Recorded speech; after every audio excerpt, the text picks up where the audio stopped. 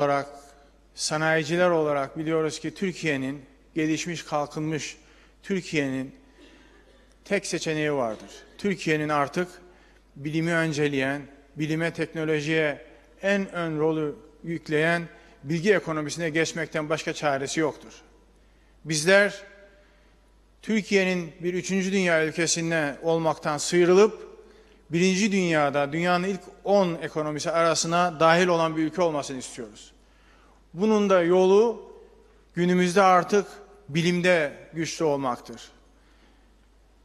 Çok iyi bir bilim iklimine sahip olmak, bu bilim ikliminden beslenen bilim insanları, öğrenciler ve bu iklimin doğuracağı yeni girişimler ve yeni iş adamlarının, sanayilerin doğmasıdır. Artık Türkiye'de de milyarlarca dolar değeri olan girişimlerin olmasını istiyoruz. İşte bu girişimlere giden yol, Aziz Sancar hocamızın geliştirdiği gibi bilimde yeni ufuklar açan girişimlerin bir işe dönüşmesi, insanlığa faydaya dönüşmesi, kansere tedaviye dönüşmesi veya hidrojen enerjisi gibi yeni teknolojiler geliştirip insanlığın temiz ve bol enerjiye sahip olmasını sağlayacak enerji yöntemlerin geliştirilmesi, kısacası bilimde her sahada yapılacak olan müthiş gelişmelerin insanlığın faydasına ve bizim açımızdan da Türk insanının faydasına, ülkemizin faydasına, ülkemizin kalkınmasına faydalı olmasıdır. Bizler hep birlikte ülkemizin artık bilimde de dünyada sözü geçen, güçlü olan, zayıfın yanında duracak gücü olan bir ülke olmasını istiyoruz. Halkımızın Almanya'da olduğu gibi, Amerika'da, Japonya'da olduğu gibi ekonomik refaha sahip olmasını istiyoruz. Ve insanlığa, dünya barışına daha etkin katkıda bulunabilmek için daha güçlü olmak istiyoruz. Burada tabii biz Aziz hocamızı dinlemek için buradayız. Dolayısıyla ben sözlerimi çok uzatmayacağım ama Aziz hocamız hakkında kısaca bir bilgi vermek istiyorum. Olur da hala duymayan varsa. Aziz hocamız 8 Eylül 1946 yılında Mardin'in Savur ilçesinde dünyaya geldi. 1969 yılında İstanbul Tıp Fakültesinden birincilikle mezun oldu. Daha sonra Dallas, Texas Üniversitesi'nde 1977 yılında doktora derecesini aldı. 1997 yılında TÜBİTAK ödülünü aldı. 2007 yılında Vehbi Koç ödülüne layık görüldü. Ve en son 2015 yılında Nobel Kimya Ödülünü DNA repair konusunda geliştirdiği çok önemli ilerlemeler sayesinde aldı. Aziz hocamızı biz gençlerimizin bilime yönlendirilmesi için, bilim insanı olmaya özendirilmesi için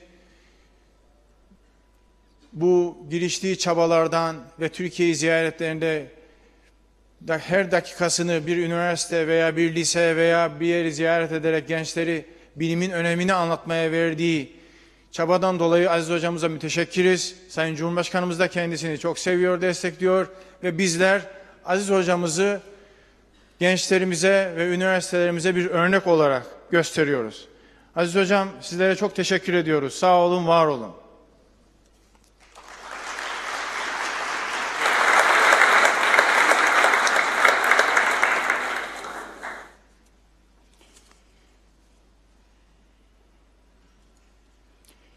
...2015 Nobel Kimya Ödülü sahibi, onur konuğumuz Profesör Doktor Sayın Aziz Sancar'ı Nobel konuşmalarını yapmak üzere kürsüye davet ediyoruz.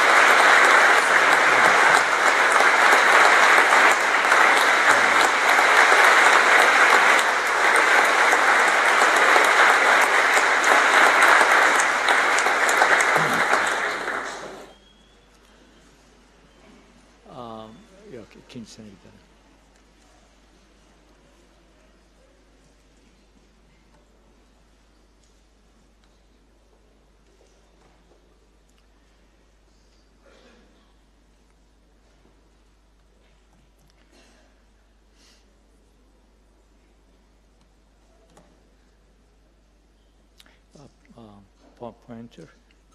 Hangisi? Ay bu şey, laser.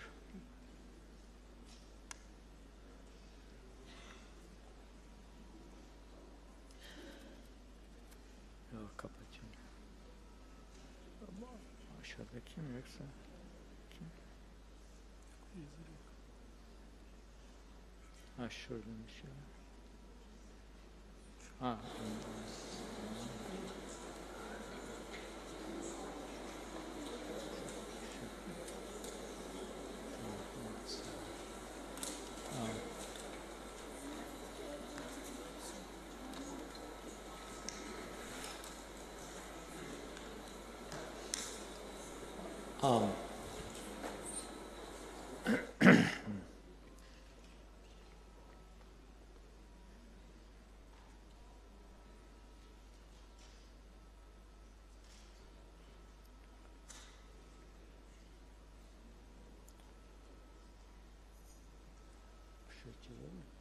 Bunun ışığı, buradaki ışığı.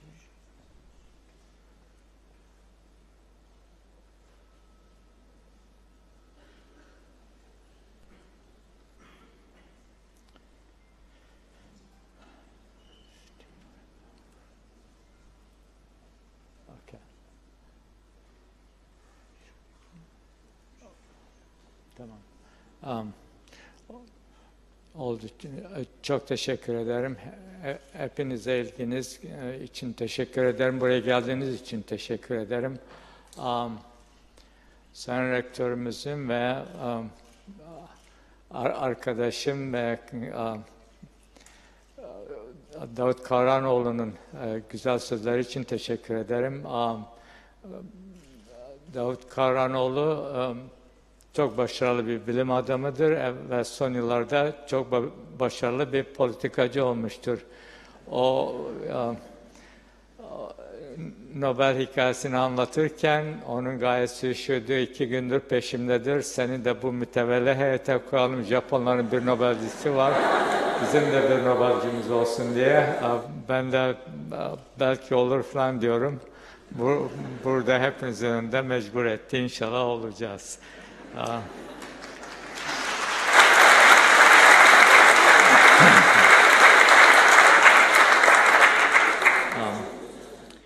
Okay. Bu Nobel konuşmamın tümü çok uzun ve çok teknik bir şey. Onun için Ankara'daki konuşmalarımda çoğu insan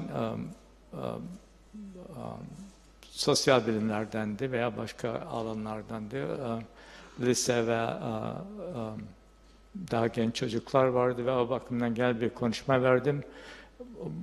Burada ilk defa bu bilimsel bir konuşma fırsatı var ve o nedenle bir bilimsel bir konuşma vereceğim ve bir yerine ise 2 tane seminer vereceğim. Bunu verdikten sonra bir de Nobel hikayesini anlatırım. Burada size sunacağım konular bir kısmı yayınlanmış, çoğu yayınlanmamıştır. Bunu Aralık'ta yayınlamayı düşünüyorduk ve Cumhurbaşkanı emriyle Ankara'ya gittik. Sonra başka şeyler araya girdi, yayınlayamadık. İnşallah bu dönüşte yayınlarız.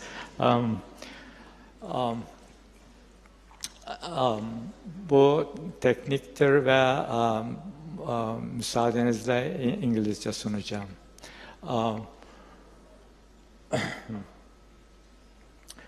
We have developed methods to map DNA damage caused by an anti-cancer drug, platinum, and carcinogenic UV radiation, to map both the damage and the repair of this damage at single nucleotide resolution for the entire human genome. And I will present you the work that has enabled us to do that. This is the outline of my lecture. I will give you a short introduction to DNA repair mechanism, then these other topics. The DNA repair mechanisms that we work on are nucleotide excision repair and photoreactivation, and this talk is about nucleotide excision repair. It is one of the 5 basic repair mechanisms in the cell from prokaryotes to humans: direct repair, base excision repair, nucleotide excision repair, recombination repair, and mismatch repair. My work has been on direct repair and nucleotide excision repair.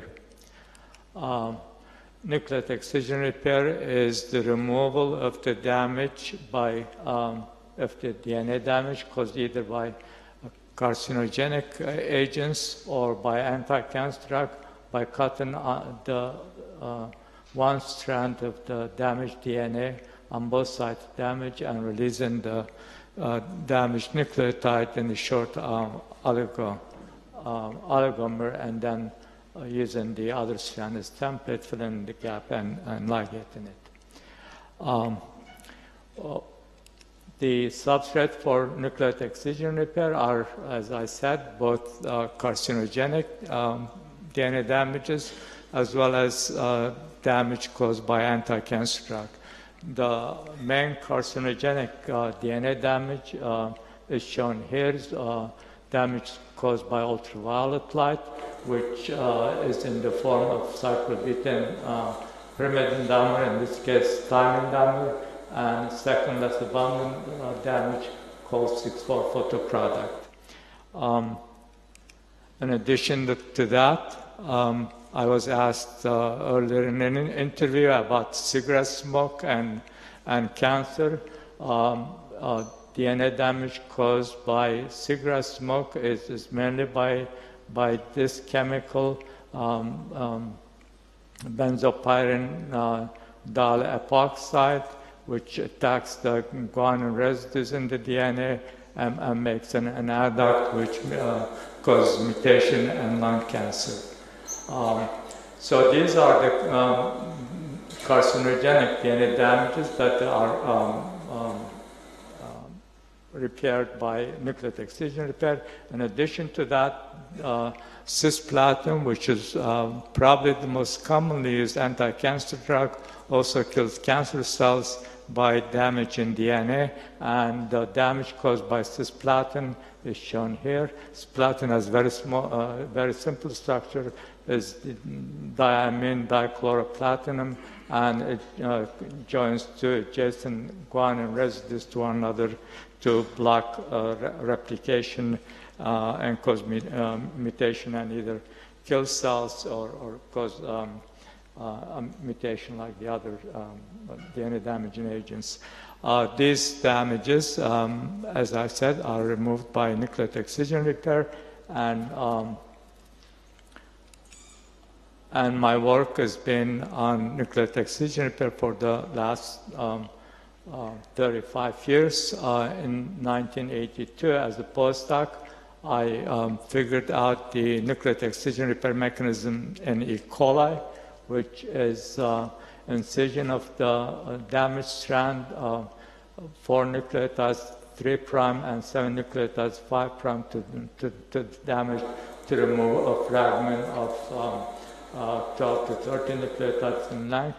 And in 1992, in my lab, J.C. Huang discovered the incision pattern in human, which is cutting 3 to 4 nucleotides, again, of 4 nucleotides, 3' damage, and different from prokaryotes, 20 nucleotides, 5' to damage, to remove fragment of 27 nucleotides. So this is the just general outline of the repair mechanism, and I believe some of you are familiar with this figure. This is the work that I was given the Nobel Prize for, and when Patata asked for a figure to put on stamp to commemorate the Nobel Prize, this is the figure we sent him, and that's Patata stamps.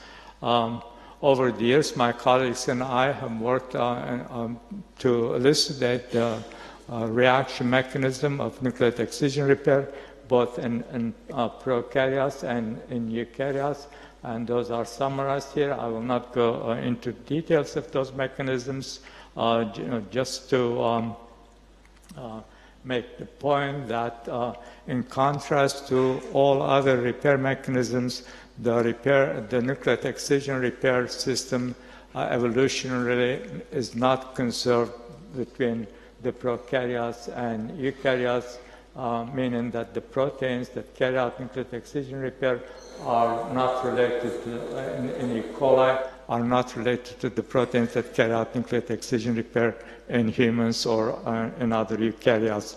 And while I'm on this subject, the plant make the major biomass on Earth, and the question was all these years, for the last 60 years or so, many investigators looked at how plants repair DNA damage, and there was no answer. So whether the plants work like in E. coli or like in humans, there was no answer. And last year I had 3 Turkish students and postdocs in my lab, and 2 of them could not speak English at all, and the third one could, and so she to translate for them, and with the help of the one who spoke English, the 3 Turks figured out the nucleic excision repair in plants, and that paper was published 2 weeks ago, and I'm very proud of their accomplishment. So now we can say the in bacteria, in humans, and in plants, nucleic excision repair mechanism was discovered by Turks. So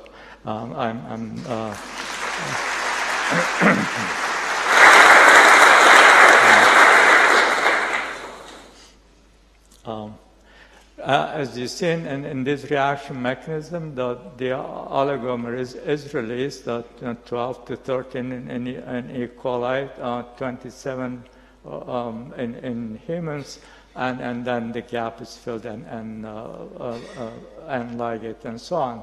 Over the years, neither us, no one could tell what happens to this excised oligonucleotide. We just ignored that because we were interested in main chromosome.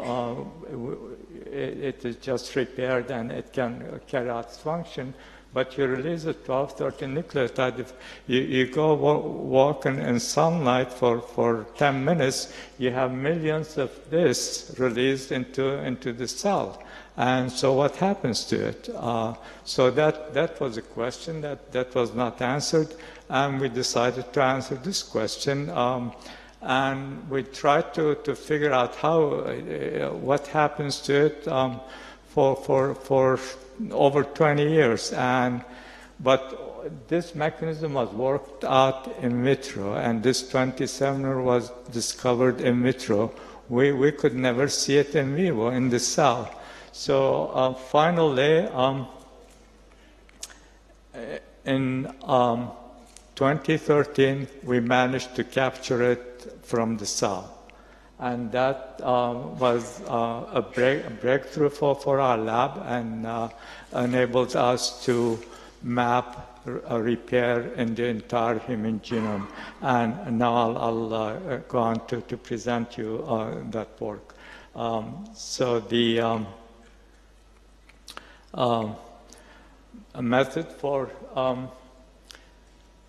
once we managed to capture the excised oligo from the cells, then this is the method we developed for mapping where that oligomer comes from in the entire human genome of 6 billion base pairs. And so it is schematically shown here. We irradiate cell, damage is produced, and then it is removed by dual incision. We found that when the damage is removed, it is in very tight complex with one of the repair proteins called TF2H. And so if we precipitate TF2H, the excised oligonucleotide comes down.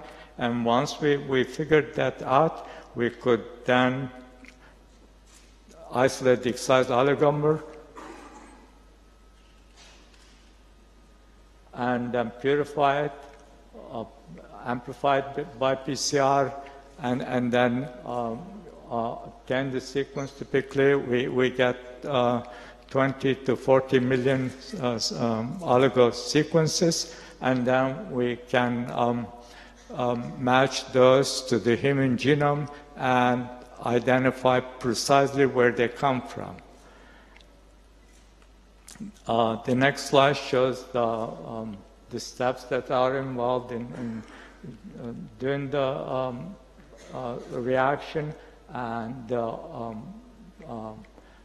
PCR product of the excised oligo that was generated by UV damage, by cisplatin, and by oxaliplatin.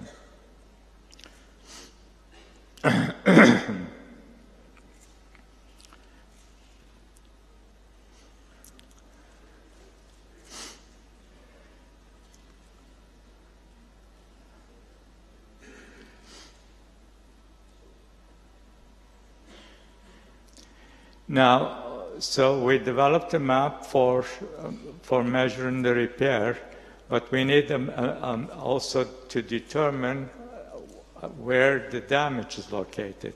And so we next developed a method for mapping the damage. And that is summarized here. It is using different technology by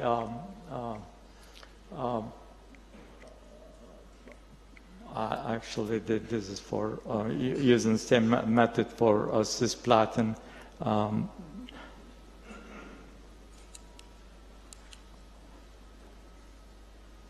Right.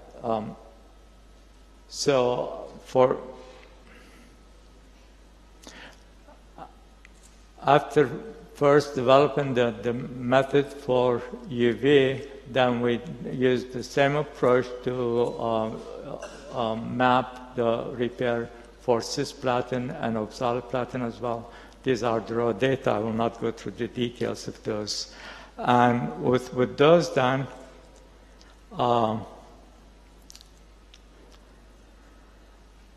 we obtained the cisplatin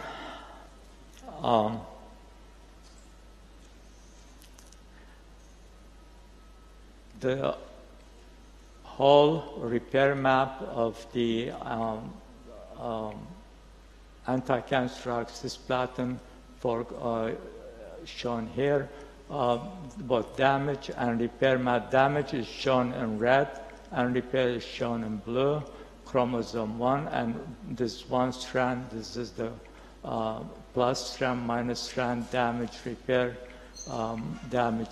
chromosome 1 through chromosome 22 plus X plus Y. This was a male individual.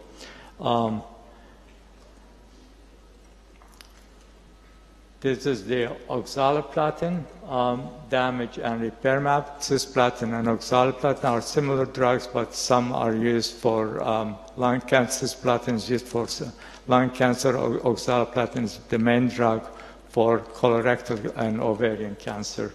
And so we generate similar map, damage map, repair map, one strand, complementary strand, again 22 plus X plus Y chromosomes.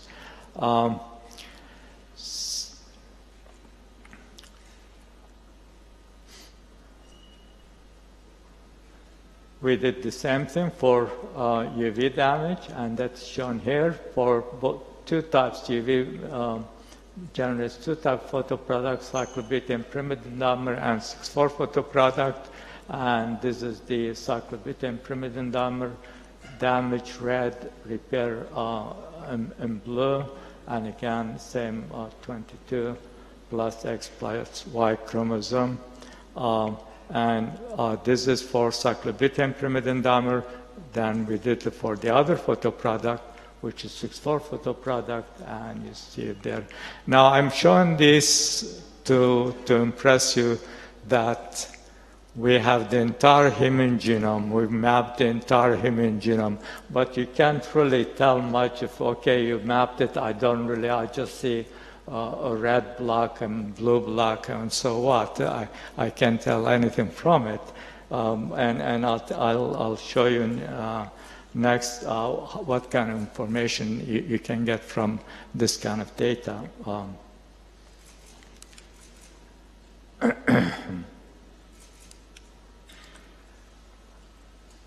So to illustrate the kind of information we can get from this data, we zoom in on chromosome 17, because chromosome 17 carries the p53 gene, which is mutated in about 50% of human cancers. And so this is the chromosome 17 damage and repair for cisplatin, for anti-cancer drug cisplatin. Damage, as you see, is more or less uniform. Repair in one strand is more or less follows the damage, but not exactly. There are mountains, there are valleys, and there are valleys here and canyon here, so it doesn't exactly follow the damage pattern. And this is for one strand, and that's for the second strand. Especially for the minus strand, you see there's great discrepancy between the damage pattern and repair pattern, indicating that damage does not dictate the efficiency of repair, that there are other variables that affect the efficiency of repair along the chromosome. And just to zoom in more on p53, this is the gene that is mutated in 50% of cancers, and here is the location of the gene. It is transcribed in this direction, and this is the transcription of the RNA sequence of p53 transcribed minus strand, and look at the repair map. So this is the damage of the plus strand and the repair of the plus strand. And you see there is really no correlation between the damage and repair. You see these peaks, they're not peaks in the damage map. And in this other strand, again, you see the same kind of difference. And of course, this difference to a certain degree dictated by transcription, but there are other factors that dictate the efficiency of repair. The point I'm trying to make is that the distribution of damage is not the only determinant of efficiency of repair. There are other factors. One of them is transcription, but there are other factors like the NS hypersensitive site, which are indicative of post-translation modification and so on. So when we first developed this method, and this was published in almost exactly a year ago, just the repair map, we didn't have the damage map done. The damage map was done most recently, and the data I'm showing here has not been published. And please don't put it on public domain yet. No, I'm serious. We are, like in everything else in science, if you are working on an important subject, there are 10 other excellent scientists working on it. And so, anyway, this is the point I made last year in May. I said, pick any point in the human genome and ask me how is it repaired, and I can tell you how it is repaired.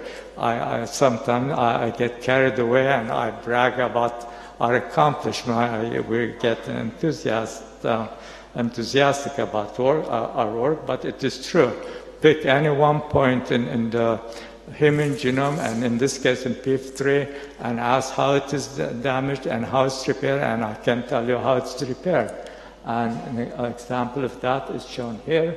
For example, the question is, this guanine that was damaged, we found that this guanine here in P53 is damaged by cisplatin.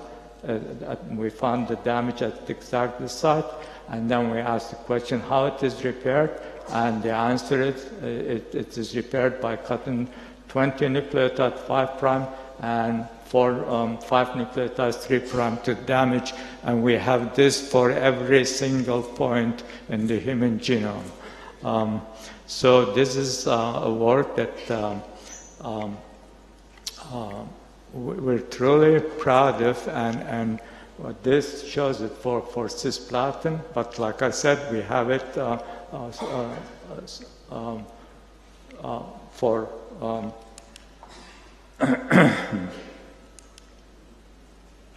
both cisplatin and oxaliplatin.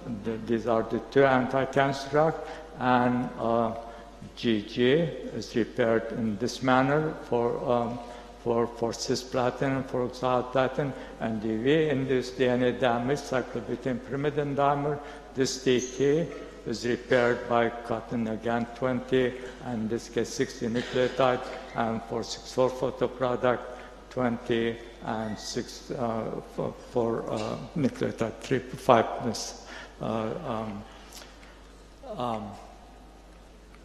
5 and 3' to the damage.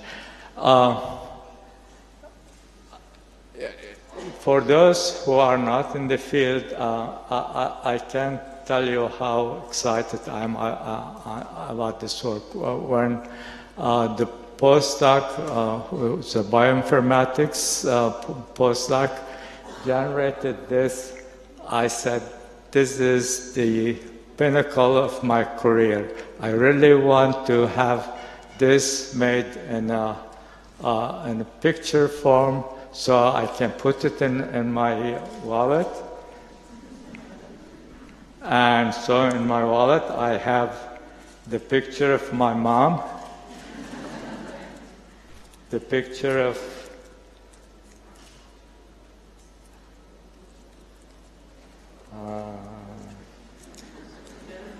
ben seni kaybettim. Picture of my wife.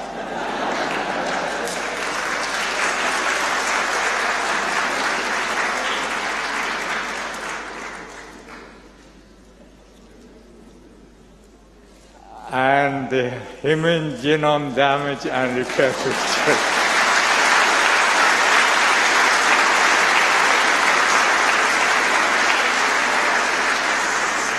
So I am truly proud of this picture, and when I tell the media ask me about, well, what good does it do? What does it cure cancer? I say, well, I think eventually it will help cure cancer, but as an intellectual question, it gives me immense satisfaction. It's hard to describe. I mean, if you put something with your picture of your mom and your daughter and your wife, it got to be important. To summarize then, we have developed a method to map the damage and repair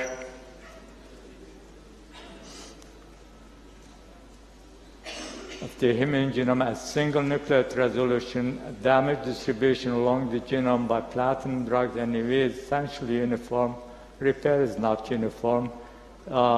Efficiency of repair is dictated by transcription, but it's also seen as more efficient at intron-exon junctions, and the order of efficiency intron-exon junction, more than exon, more than intron.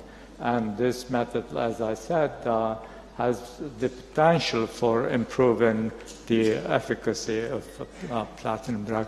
So I told you how proud I am of this work, of this accomplishment, and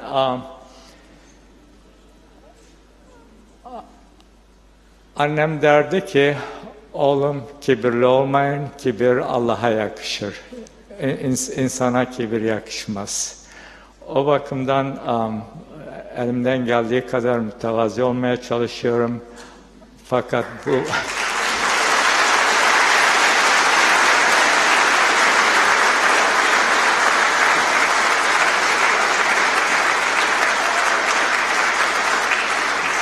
ben medyada yazılmıştır. Her şeyi kültürümüz, tarihimiz şeyinde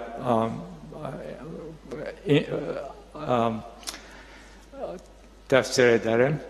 Ve buna da bir şeye ben Yunus Emre destanım demiştim. Buna da Pires haritam diyorum. Ben Pires değilim ama buna ben dediğim gibi bu gerçekten beni çok memnun eden bir gelişim ve buna Pires haritam diyorum. This is the Pires map. It shows, you don't see it that well, it shows a very precise boundary of South America. I think most of you know it. We're very proud of it. As Turks, we are very proud. It is the best map from that period, the world map of that period of the Americas, mostly South America. And he had the whole thing actually, it was lost. And right at this corner is actually Chapel Hill, where I work. And and of course, the African coast is also very well mapped. And so that was done in 1513, and his great son did the human repair map 500 years later, and that is our Pires map.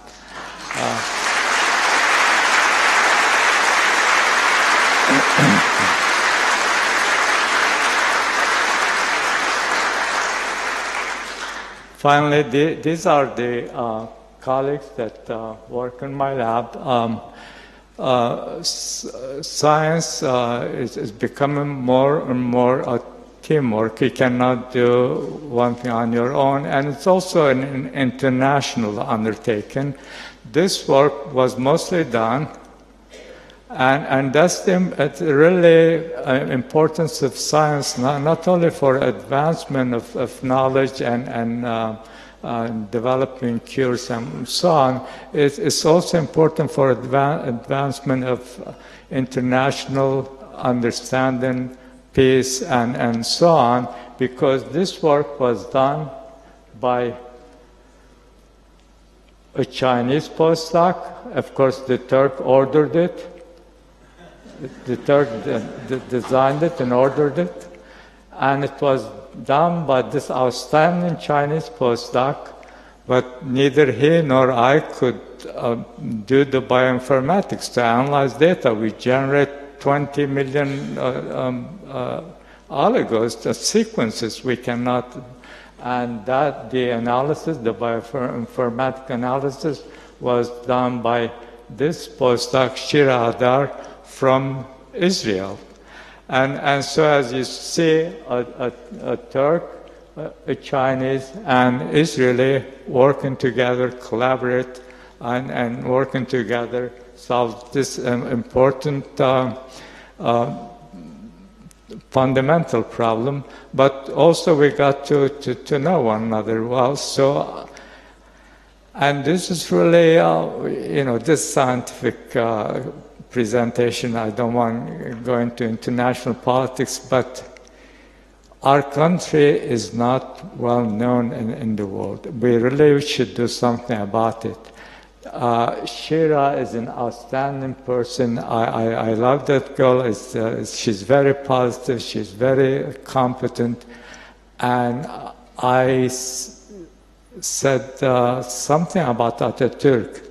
she said, "Who's Atatürk?" And I was shocked. I didn't know that there is any person in the world who doesn't know who Atatürk is. And she's from Israel, and you know, Israel is in the Middle East, and even Middle East doesn't know about Atatürk, about us. And so I think we have a job to do to promote our country and our culture. And so this is the first presentation of this work, and it wasn't well rehearsed, as you noticed. But the data that I present here was generated a week before I left, and I actually pushed Shira to generate that figure so I could come. And I knew that this is the only place I could make such a scientific presentation, because in all other places it's been a more general presentation about the Nobel Prize and what have you. And we did our best to prepare these slides and present this work for you. So in addition to my comment about the international collaboration, I also want to tell you about the 4 Turks who mapped the repair, that discovered the dual excision repair in plants, and those are Muhammad, Gülnihal, then in undergraduate Elena, and Fazile Cantürk. Geçen hafta evlendi, düğününe gittim, bu onun düğününden.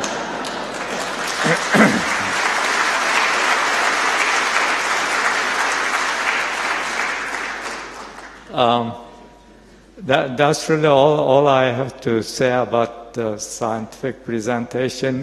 If you want to, I can tell you some more about the Nobel experience, but if you're tired and I'm tired, we can do it. Okay, we'll do some of the... Can you come to the next slide?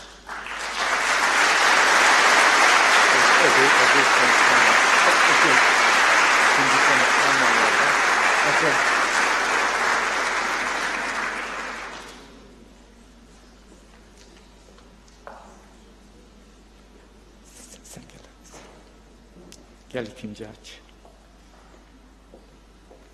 İkinci. Okay.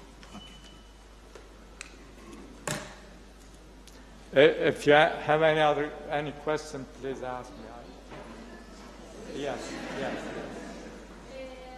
In your opinion, does negative emotions, thinking, concentrations, and beliefs have influence on DNA package as much as smoking?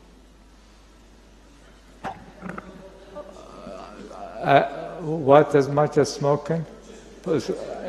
In industrial pollution? Does negative emotions, thinking, concentrations, and beliefs have influence on DNA package as much as smoking?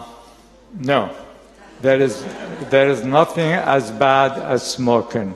Do not smoke. And no.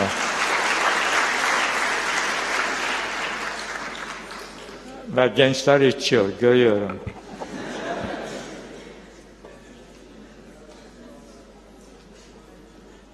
Okay, so I will.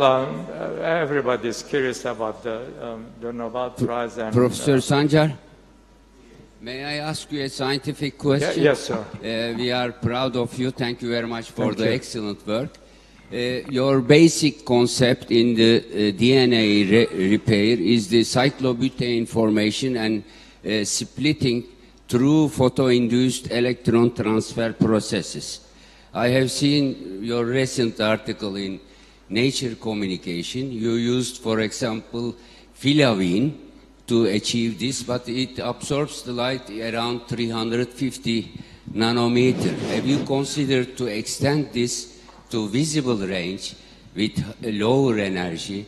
As it's known, UV irradiation is not really desired radiation wavelength. Radiation as a damage to cause DNA damage? Well, after cyclobutane formed, Right. Filavin Right.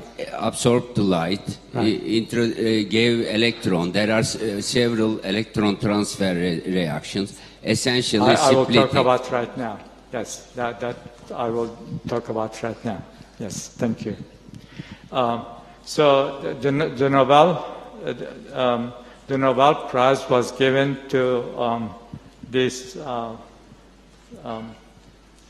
two colleagues,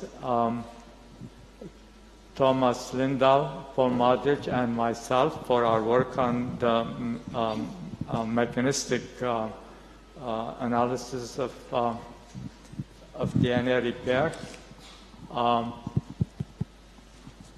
I've worked on direct repair and nucleic excision repair.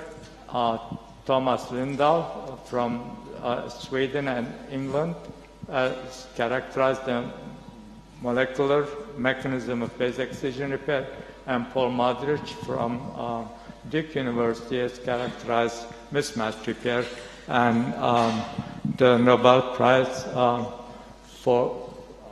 in the citation, actually, the Nobel Committee cite only this for me, and these other for the two other colleagues. My contribution to DNA repair with regard to nucleic excision repair, as I mentioned in my previous talk, nucleic excision repair is the mechanism that repairs UV light-induced DNA damage, and that is in the form of thymine dimer. And that is repaired by two mechanisms. One is photoreactivation, which is carried out by photolyase, and the other is nucleotide excision repair, which is carried out by the nucleic excision repair system. So I've spent 45 years working on photolyase, and photolyase repairs DNA damage by using blue light, 360, 380 nanometer, to initiate a cyclic electron transfer to break the cyclobutane ring. And that's how it repairs DNA. And nucleic excision repair, as I mentioned in my previous lecture, is by breaking phosphodiester bond away from the... So you could really say that I worked all these years to break two carbon-carbon bonds in between two thymines and two phosphodiester bonds in the backbone. So one is photoreactivation or photolyse, and the other is nucleic excision repair. And both cases, it involves breaking either two carbon-carbon bonds or two phosphodiester bonds. Our work on photolyse eventually led to our discovery of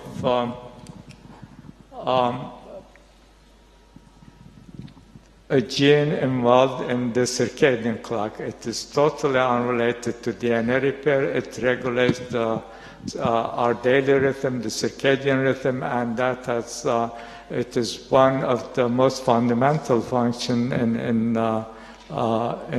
in physiology. I will not go into detail of that, but that has created a great excitement and has given us a tremendous intellectual satisfaction, because we entered a totally different field of science, and that is neuroscience, how the body clock is regulated. And I will not say much about photolyse, about the circadian clock, just to make one more point here, because this is Istanbul Teknik Üniversity, where high technology is used, and I'm sure there are photochemists among you and many people who use lasers. And I've collaborated with many photochemists, photophysicists over the years to understand the mechanism of this enzyme in the most great detail that you can think of. And this is the reaction cycle that leads to the repair of thymine dimer, from absorbing a photon to energy transfer, electron transfer, carbon-carbon bond breaking, and second bond breaking, and electron transfer, etc. The point I'm trying to make, we have this reaction result down to picosecond resolution. And the entire reaction, this entire reaction takes 1.2 nanosecond. And we can see these in real time. Those of you who do photophysics know that this method was developed by Ayazağa at Caltech, and I collaborated with his student actually to determine all these rate constants. And so this is the protein I worked on for 45 years, but in the Nobel citation, it was just one line. They didn't even acknowledge it was this work that I got the Nobel Prize for, and I was really not happy with it. And I called my friend and colleague Hans Deisenhofer, who had gotten the Nobel Prize in 1988 for solving the structure of photosynthetic reaction center. And I said, Hans, you know, this is very important enzyme, and it is the best understood enzyme, and they just barely mention it.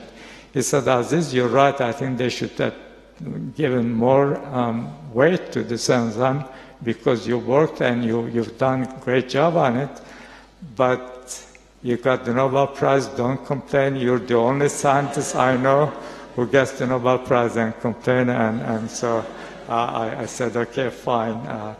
But like I said, this was the work that was recognized, and therefore when Patata asked me for a figure for the Turkish stamp, that's the figure I gave him, and of course, some of you may have seen this, that's the figure they put on the postal stamp. I want to give credit.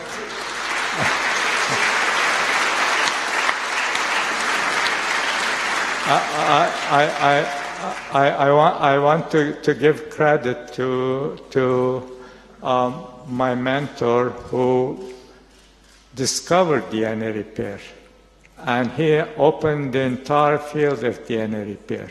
Now everybody knows about DNA repair, but the person who discovered it, bitirdiniz mi kardeşim? Tamam, sağ olun. The person who discovered it is Stan Rupert, my professor at University of Texas at Dallas, and actually he was also on Grant's thesis committee. And he taught us quantitative analysis, and he has been a mentor for me, not just in as a graduate student, but throughout my career. He's been very supportive, and when I got the Nobel Prize, I woke him up at 5 o'clock at Dallas time and told him he's 97-year-old, and he was extremely excited, and I just wanted to acknowledge his influence on my career. So I'll just say some general things about the Nobel Prize. Were you expecting it? And I think I've talked about another place, and maybe newspapers written about it. You expecting it depends on what you mean by expecting it. There are many important fields in science, in chemistry, in physics, etc. And how you choose which field is more important that you give the Nobel Prize for. And that's really depends on the selection committee, the Nobel Prize selection committee.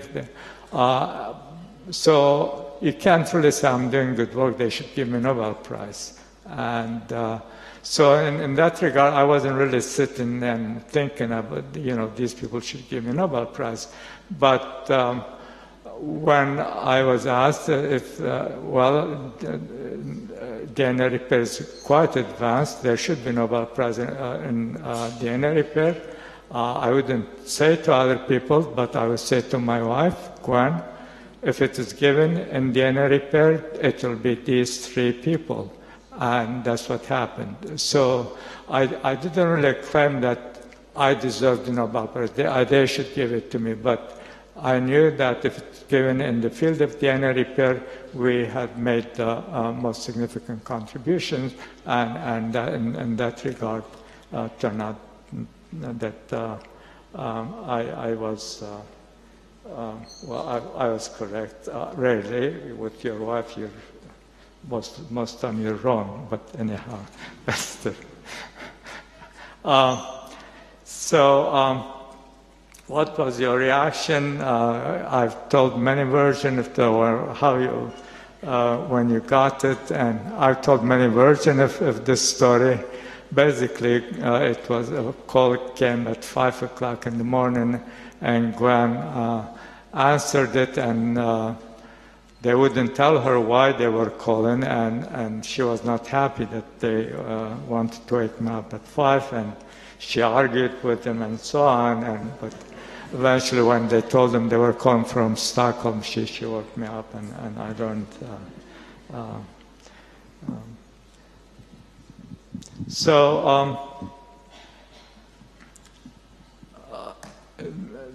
Then what was the Nobel, getting the Nobel Prize like? It's called Nobel Week. It is a celebration of science for a whole week. And I think for that, Sweden deserves great credit, because the entire world for a whole week talks about science, and I think that's their contribution. And so, as scientists, we go to Sweden, and most people are interested in seeing the king giving you your diploma and the Nobel medal. But for scientists, really the most important thing and critical thing is we go there and give the Nobel lecture. And the Nobel lecture is we present the work to the Royal Academy of Sciences of Sweden, but mostly to really the selection committee that selected us. And you want to show to them that you really deserve it. You don't want to go there and embarrass yourself and anyhow, so for the next 2 months, that was really a very stressful time for me, because I'm not a good lecturer, and I had to prepare for that lecture for the next 2 months. So we go there, and right before we went there, Gwen doesn't want me to tell the story, but she got sick. She got bronchitis, and she was coughing the whole time we were there, and going to doctors and what have you. She couldn't sleep, I couldn't sleep, and so there was distress for that, and so I get up and to give the Nobel talk, and many Turkish colleagues came. And actually, usually I don't want Gwen to attend my lectures because I'm afraid to embarrass her. But, for Nobel, if she didn't come, it wouldn't look normal. So Gwen is there, and the entire Turkish delegation, Sayın Kavranoğlu is there, the President Tuba, Tübitak, professors from Bilkent, from Hacettepe, many Turkish colleagues. And so you get up there, and I must admit, you all know, ben milliyetçi bir insanım. Benim için Türkiye vesaire benim için çok önemli.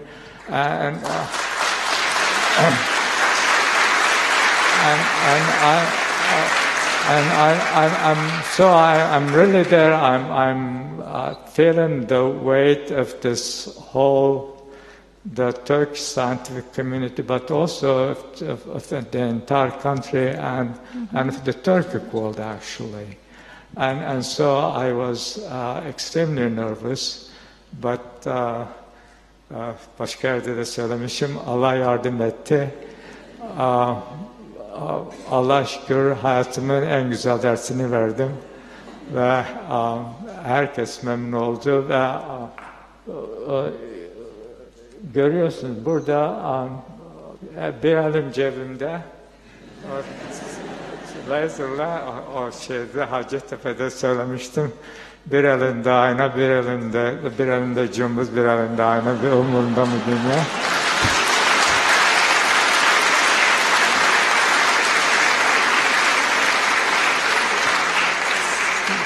So I did a good job, and so there was a rule that you don't take pictures. But the Turkish colleagues were so excited; they were all taking pictures, including Sayın Kavranoğlu, and so it was great. And this is after the final talk with two other colleagues. These are other pictures from the talk. Like I said, it is a whole week of celebration. There are banquets, there are concerts, there are lectures. You go to high schools, you go to other Swedish universities and make presentations, and it is really tiring. And the thing is, Nobel alanların çoğu yaşlı oluyor. Çünkü bekliyorlar bu yapılan şey doğru mu ya yanlış olabilir falan bekliyorlar. Benden genç sadece bir kişi vardı orada 9 Nobel alanından. ve gerçekten yoruyorlar, koşturuyorlar durmadan. Yemek var, bilmem ders vereceksin, lise öğrencileriyle konuşacaksın. Kralın yemeği ve kardeşim, kral Allah selamet versin, ben kralın yemeğine gitmek istemiyorum.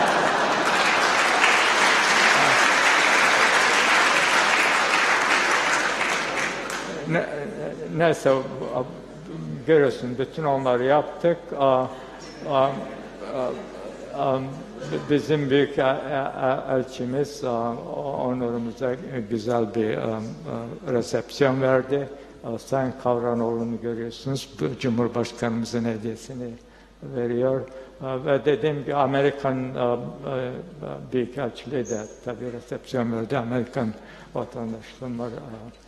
O resimler çekiyoruz. Burada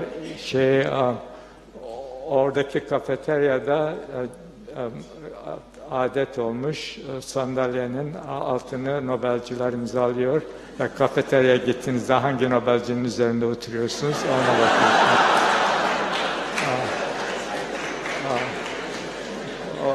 Bu da onu gösteriyor. Dediğim gibi bir sürü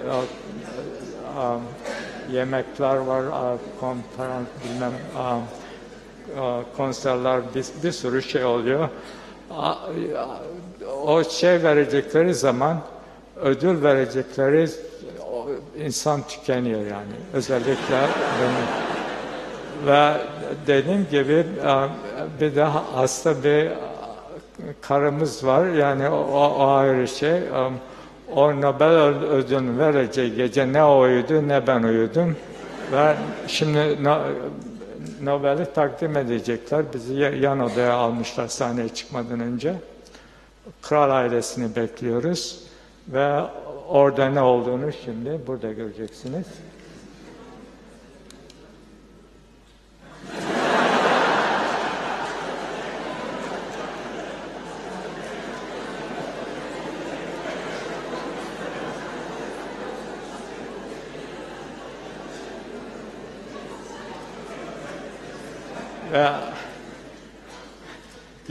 Yine tam ödülü alacağız.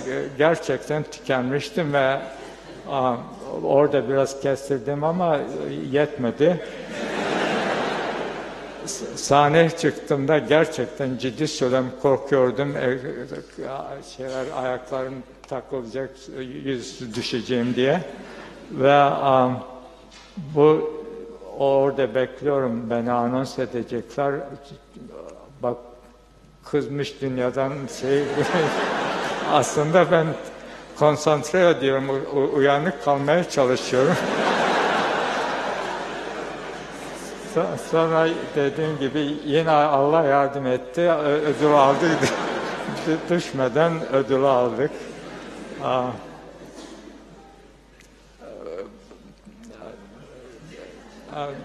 Biraz önce arkadaşlarla bir söyleşi oldu. Nobel hayatınızı nasıl değiştirdi? Tabii çok değiştirdi. Sağ olsun hem devletimiz hem Türk halkı ve bütün Türk dünyası gerçekten çok büyük ilgi gösterdiler ve o bana çok dokundu. Bu tabii posta puluna koydular. Amerika'da meşhur Times Square var, onu biliyorsunuz. Orada günlük şeyleri gösterirler. Burada bir hafta 3 kişinin resmini gösteriyorlardı. Bir ben, bir Çinli hanım, bir de Japon fizikçi. En iyi araştırmacı olduğumuzdan değil, çünkü bunlar en çok het alanlardandı. İTÜ'deki çocukları oturuyor, Aziz Sancar kim diye veya Kavranoğlu hocamız Aziz Sancar kim diye diyor. O bakımdan onu gösteriyor.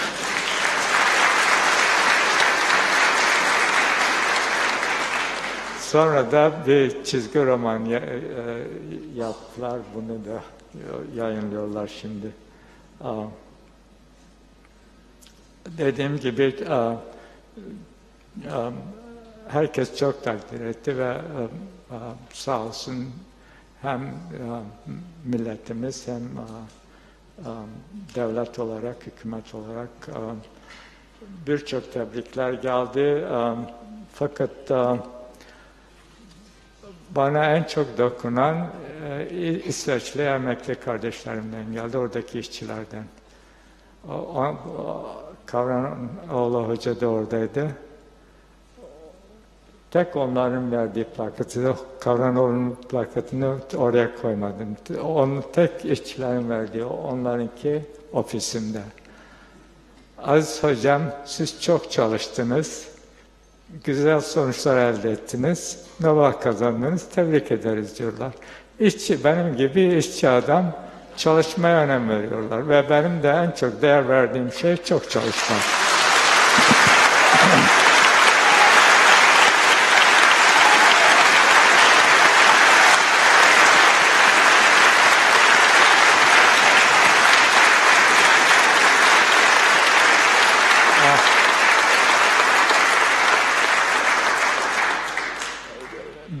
Biliyorsunuz, dün Nobel madalyasını Anıtkabir'e koyduk.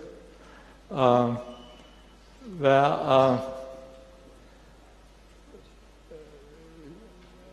ben Nobel aldım, ya gündü, o gün tam kaostu. Burada küçük kardeşim Nihat, Türk kardeşimiz North Carolina'dan. O olmasaydı ben altından çıkamazdım. Onun sayesinde edebildik.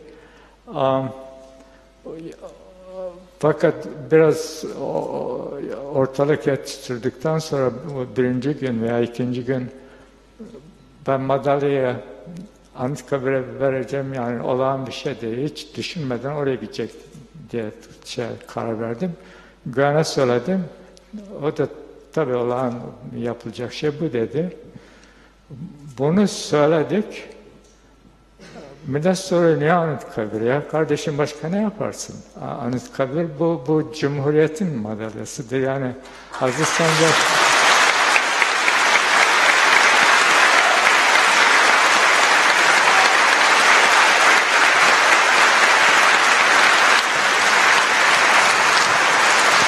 Yapmayın kardeşim ya.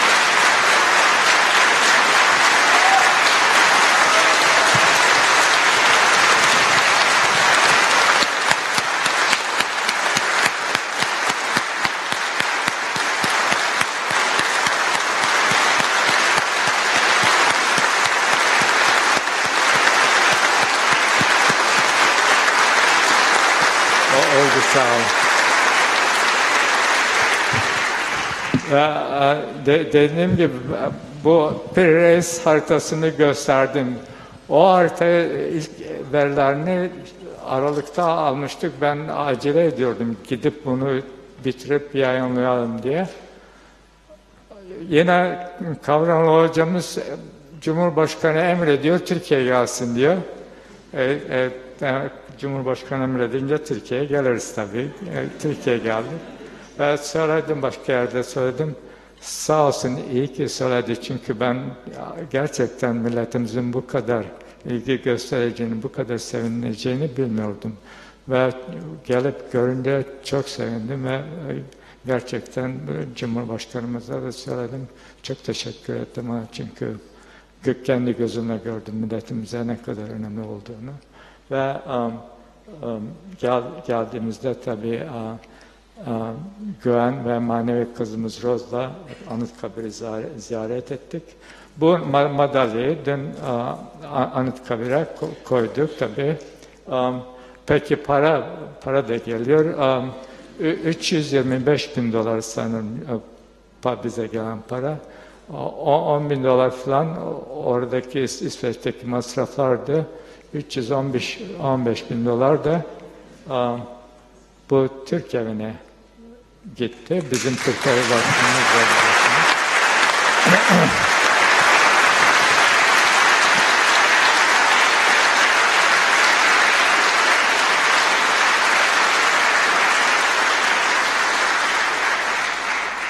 Ve onun sayesinde bizim bu Nobel'den önce millet soruyordu, ne yapacaksın bu Türk evini?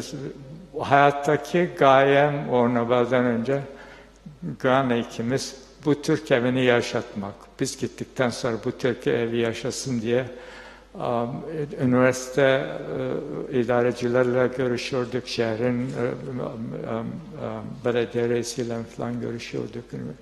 Şehir memurlarla konuşup bunu Türk arkadaşlarla konuşuyorduk. Bunu nasıl yaşatalım diye onun derdindeydik. Bu Nobel parası gelince artık tabii oraya vermek olağan bir şeydi. Ve bunu duyan Cumhurbaşkanımız istediğin desteği vereceğim dedi. Fakat biz bunun Türk hükümetinin Türk evi olmasını istemem. Bu Türk milletinin Türk evi olmasını istiyoruz. Ve o bakımdan sizden bağış istemiyorum ama parası olan, Türk evine katkısı yapmak isteyen bu Türk evini genişleteceğiz. Türk Kültür Merkezi olacak.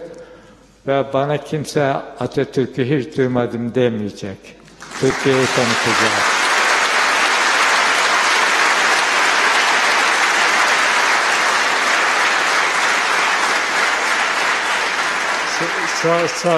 Son olarak da bir Nobel alınca millet her şeyi bildiğimizi sanıyor. Her konuda soru soruyorlar, fikir istiyorlar. Benim her konuda fikrim yok. Özellikle politika konusunda bir fikrim yok. Benim milliyetçiliğim, Türkiye'yi, Türk dünyasını ne kadar sevdiğimi herkes biliyor. Çünkü söylemişim, başka bunu tekrarlamaya gerek yok. Fakat bilim açısından özellikle buradaki gençler için söyleyeceğim var. O söyleyeceğimde gözünü seveyim, politikayla uğraşmayın. Onu yapanlar var. Onlar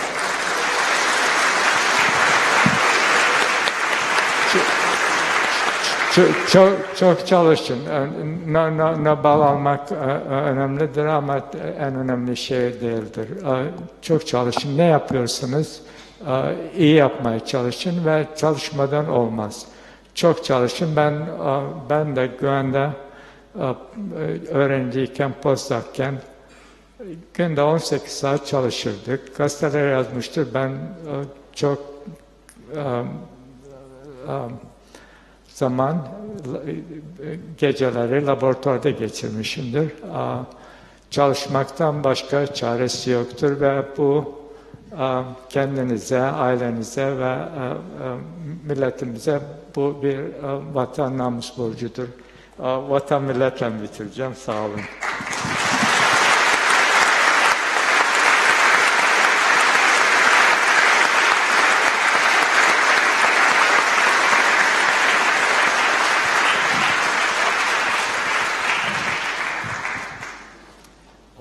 Oldu, sağ olun. Teşekkür ederim.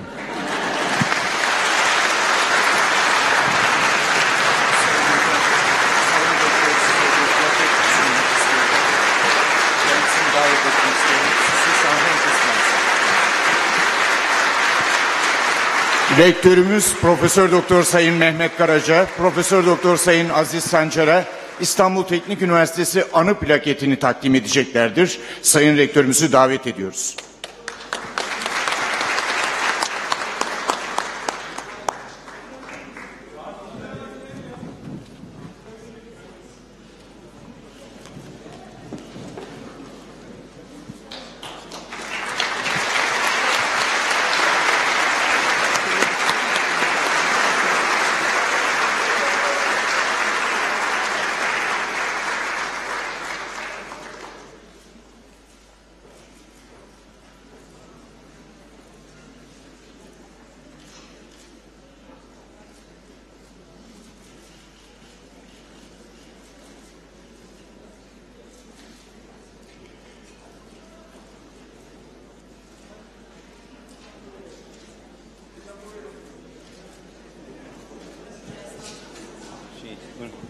Bu çok özgün bir dizayn.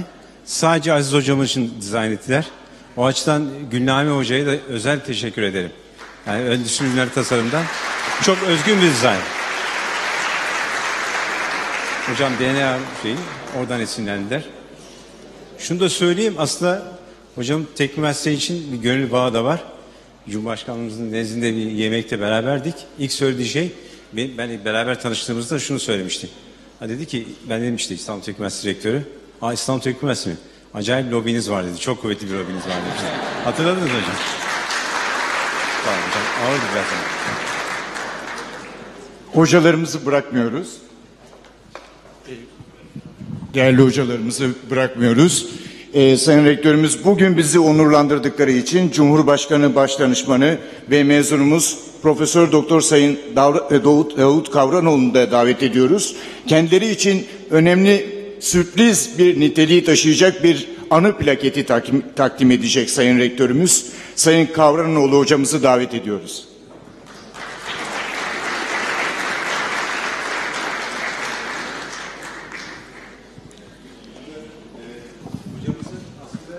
Üniversitede okurken kendisi Teknik Üniversitesi Radyosu'nda da çalışıyordu. O nöbet çizelgesinin bir kopyası. Sürpriz oldu. Evet. Hocam radyoda çalışıyordu. Sunuculuk yapıyordu. Onu bulmuş. Nöbet çizelgesi. 1983'te. Nöbet söylüyor radyosunda. İTÜ radyosunda. Sunuculuk yapıyor. O orta dereceli mi geçti? Yok. İTÜ radyosunda. Tebrik ederim. Hocalarımızı yine bırakmıyoruz. İstanbul Teknik Üniversitesi Öğrenci Konseyi Başkanı Ali Ercan, Profesör Doktor Sayın Aziz Sancar'a çiçeklerini arz edeceklerdir.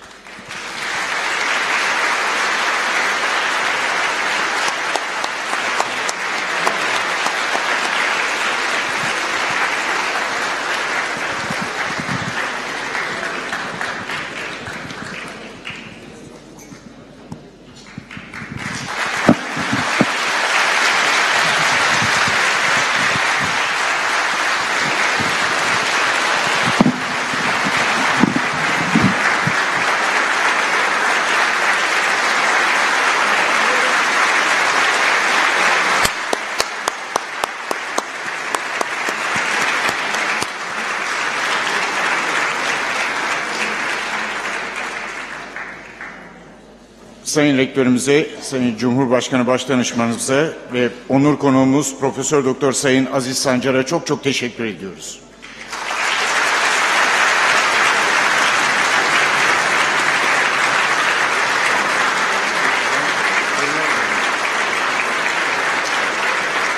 Değerli misafirler, programımızın bu salondaki bölümü sona ermiştir. Sizleri İstanbul Teknik Üniversitesi Rektörlük Sanat Galerisi'nde düzenlenecek tarih dizisi sergilerinin üçüncüsü olan Mühendishane'nin 3 baş hocası sergisinin açılışına davet ediyoruz.